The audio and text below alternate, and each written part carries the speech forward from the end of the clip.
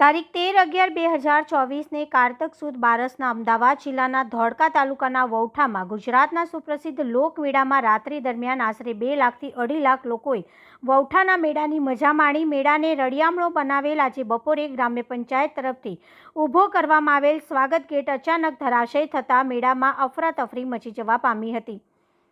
સહીજ ગામના 2 લોકો ઇજાગ્રસ્ત થયા. તેમને તાત્કાલિક 108ની મારફતે ધોળકાની હોસ્પિટલમાં દાખલ કરેલ છે. પ્રાપ્ત માહિતી મુજબ ઇજાગ્રસ્ત લોકોમાં સહીજના 2 મહિલા ને વધુ સારવારની જરૂરિયાત હોવાથી અમદાવાદ ટ્રાન્સફર કરવામાં આવ્યા છે. મેળો રાબેતા મુજબ ચાલુ રાખવામાં આવ્યો છે, જેથી રાત્રિ દરમિયાન લોકોના ટોળે ટોળા ઉમટી પડ્યા. આ મેળામાં લોકો મન મૂકીને મોજ કરી રહ્યા હોય તેવું નજરે પડે છે. આ મેળામાં હજુ પણ મોટી રાઇડો, ચકડોળો અને મોતના કૂવા જેવા મનોરંજનના સાધનો ચાલુ કરવા તંત્રની પરમિશન મળેલ ન હોવાથી મેળો માણનાર રસિયાઓમાં ક્યાંક ને ક્યાંક થોડોક અસંતોષ જોવા મળેલ છે. તેમ છતાંય આ બારસની રાત્રે ગુજરાતભરના ગામડાઓમાંથી લોકોના ટોળે ટોળા ઉમટી પડ્યા. મોટી રાઇડો અને ચકડોળો ચાલુ ન હોવાથી રાઇડોના માલિકોને મોટું નુકસાન પડે તેવું દેખાઈ આવે છે. મેળામાં નાની નાની ચકડોળો તેમજ બીજા નાના નાના મનોરંજનના સાધનો ચાલુ હોવાથી મેળો માણનાર રસિકોનો ઉત્સાહ યથાવત રહેલ. આ મેળામાં બોમ્બે સર્કસ,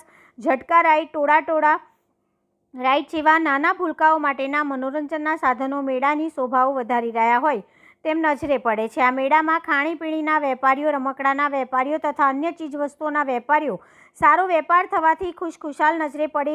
આજના મેળામાં લાખોની સંખ્યામાં જનમેદની જોતા બાકીના દિવસોમાં પણ આનાથી પણ વધારે લોકમેળો માણવા આવશે તેવી પૂર્વધારણા સેવાઈ રહી છે. આજથી આ રાતમાં આશરે 2.5 થી 3 લાખ લોકોની હાજરી ઉપસ્થિતિ હોવા છતાં મેળો શાંતિપૂર્ણ ચાલુ રહેલ. કોઈ અનિચ્છનીય બનાવ બન્યો નથી. વૌઠા ગામ પંચાયત તરફથી તકેદારીના ભાગરૂપે મેળામાં આવનાર દરેક યાત્રાળુ ભાઈ બહેનોને માઇક એલાઉન્સ કરીને સાવચેતી રાખવા માટે અવારનવાર અપીલ કરવામાં આવે છે તથા જરૂરી સૂચના પણ લોકહિતમાં કરવામાં તંત્ર અને સરકાર તરફથી બને તેટલી તકેદારી રાખી મેળો શાંતિપૂર્ણ ઉજવવા અપીલ પણ કરવામાં આવે છે.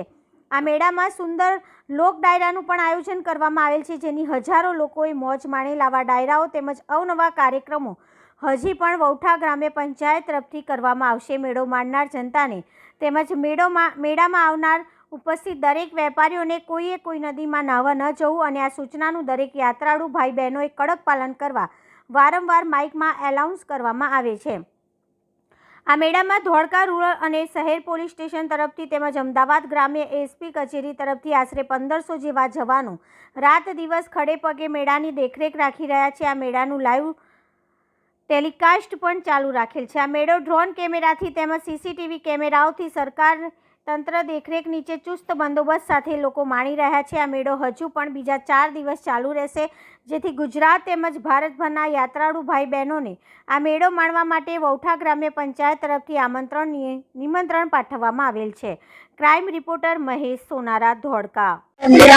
मेरा विषय मेरा क्याથી જોવા આયા મેળો તો 3-4 વર્ષથી છે. મને સમજણાઈ ત્યારે અમને પણ ક્યાથી જોવા આયા, કયા ગામથી આયા? અમે ધોળકાના જ છીએ. અને ટ્રાફિક કેટલું છે? ટ્રાફિક તો બહુ જ છે.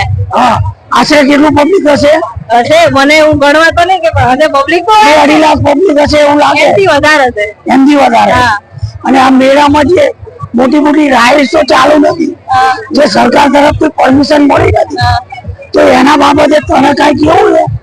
બધાને મોજ આવી જાય બીજું તમને મોજ તો આવી છે, પણ આજ મોટી રાઇડ્સ તો ચાલતી હોય તો પાછી ઓર મજા આવે. હા, એ તો છે. મેળાની રોનક પણ લાગે.